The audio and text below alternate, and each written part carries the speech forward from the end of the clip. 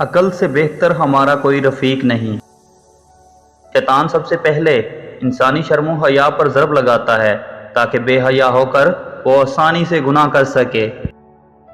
اپنے گناہوں پر شرمندہ ہو کر معافی مانگنے پر اللہ تعالیٰ معاف فرماتے ہیں۔ ساتھ نبھانے کا ہنر تالے سے سیکھیں، ٹوٹ جائے گا مگر اپنی چابی نہیں بدلے گا۔ کوئی آپ کی طرف نہ دیکھے تو مجبور نہ کریں، یہ دنیا آپ کے مخلص جذبات کو آپ کے منہ پر مارنے کی ماہر ہے، اس لیے اپنے آپ کے ساتھ خوش رہنا سیکھیں۔ انسان ہر چیز بھول سکتا ہے سوائے اپنی بے قدری کے، اور وہ بھی کسی ایسے شخص سے جس سے اسے بے پناہ محبت ہو۔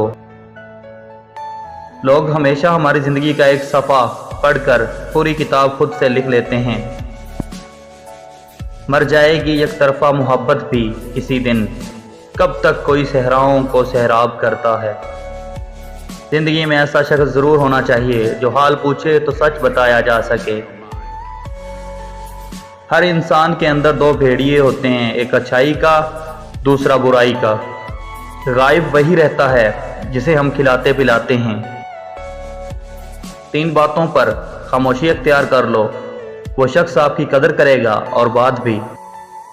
سب سے پہلے اس شخص سے شکایتیں کرنا چھوڑ دو، کسی سے ہر چھوٹی چھوٹی بات پر معافی مانگنا چھوڑ دو۔